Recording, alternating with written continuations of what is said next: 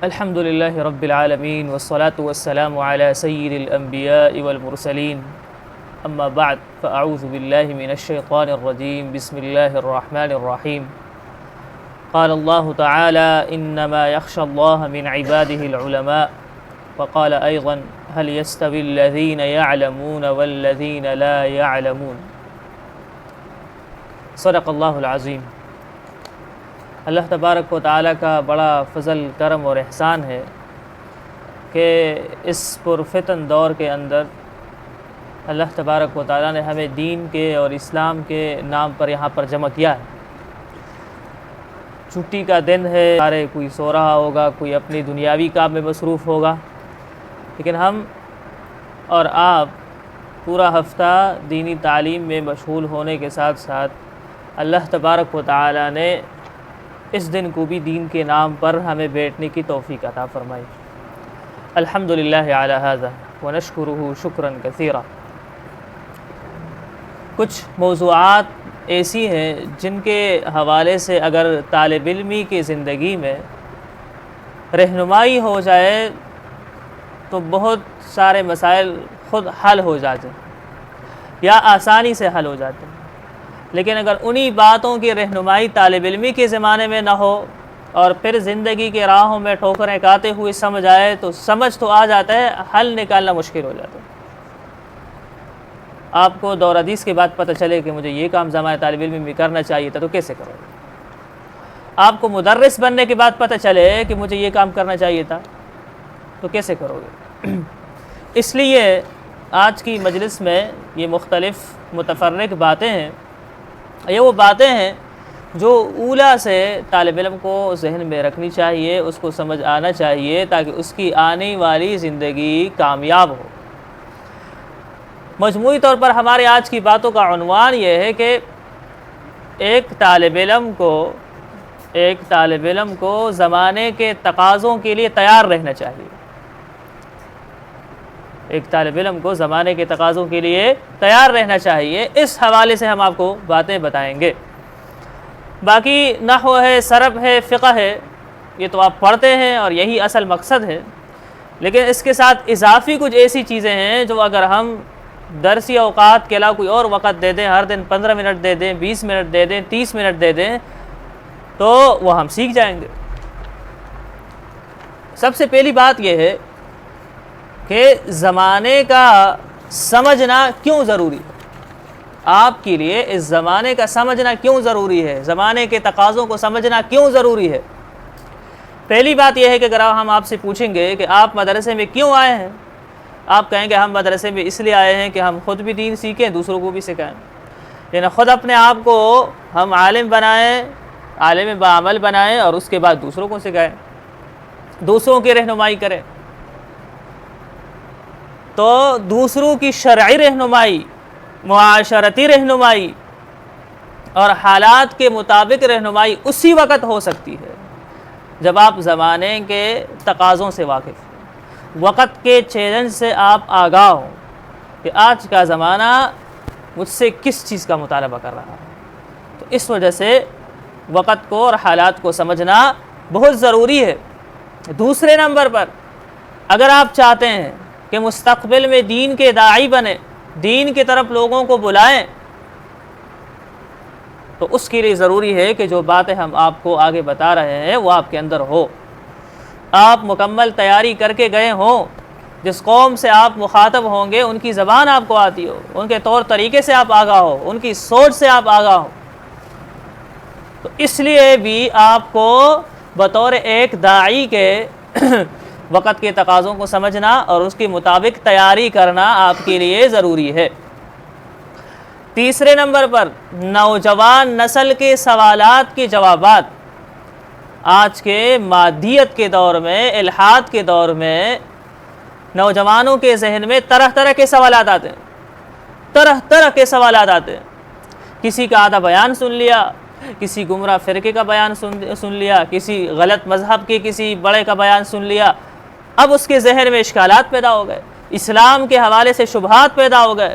اس نے جدید تعلیم پڑھی، سائنس اس نے پڑھی، ٹیکنالوجی اس نے سیکھی، اس کو دیکھ کر کے اسلام کے حوالے سے، اسلامی احکام کے حوالے سے اس کے ذہن میں اشکالات پیدا ہوئے، ان اشکالات کا جواب دینا ہماری ذمہ داری ہے، یہ ہماری ذمہ داری ہے۔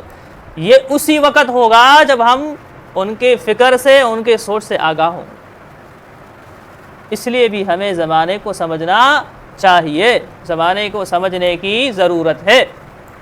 اور آپ دیکھ رہے ہیں کہ ترقی کے جو اثرات ہوئے ہیں دنیا پر، جدید ٹیکنالوجی جو سامنے آئی ہے، تو اس نے طرح طرح کے نئے نئے مسائل پیدا کر دیے، فقہی اعتبار سے، شرعی اعتبار سے۔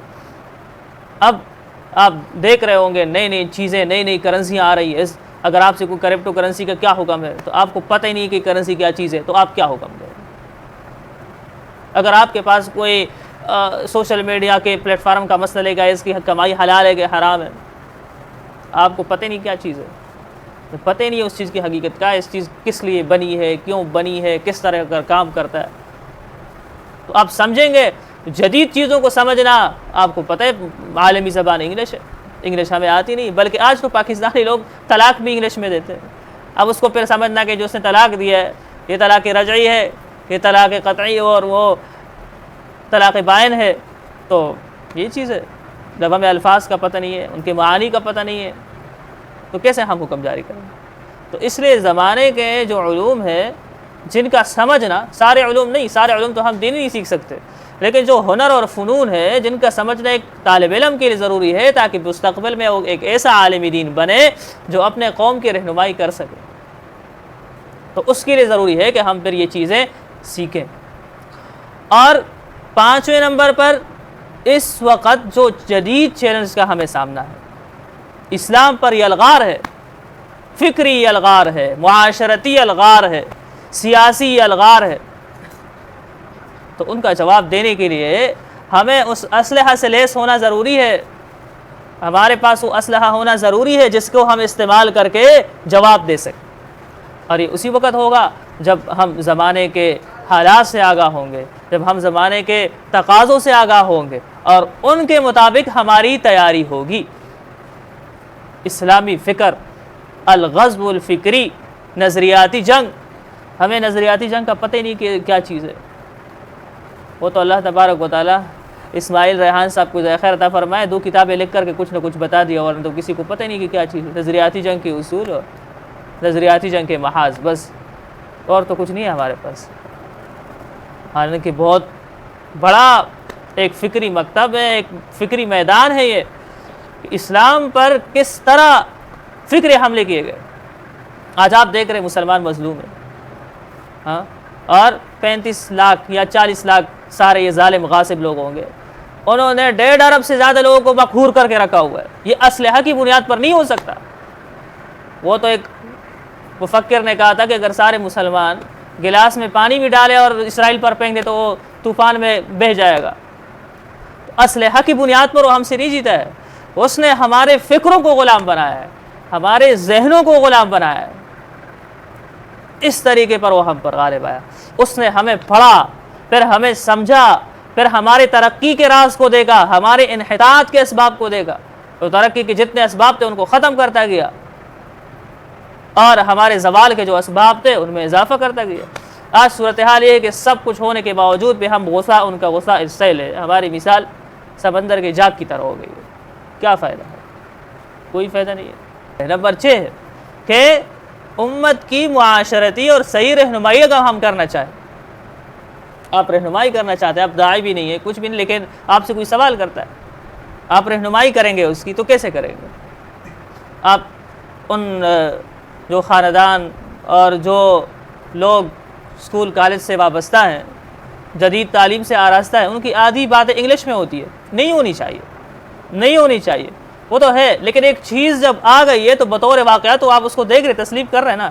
اب ایک آدمی آپ سے شرعی مسئلہ پوچھ رہا ہے، آپ اس کو بولے کہ نہیں پہلے جا کے اردو سیکھو، یہ تو نہیں ہو سکتا، یہ تو ایک الگ چیز ہے نا، ان کو اردو بولنی چاہیے، وہ نہیں بول رہے۔ اب ہماری تو ذمہ داری ہے نا، اللہ تبارک و تعالیٰ نے جتنے انبیاء کو بھیجے بلسان قوم ہی بھیجا ہے، اب ان کو اگر ہم نہیں لا سکتے، ہم تو وہ زبان سیکھ سکتے ہیں نا اپنے لیے، تو چلو آپ نے کچھ نہ کچھ پڑھ لیا،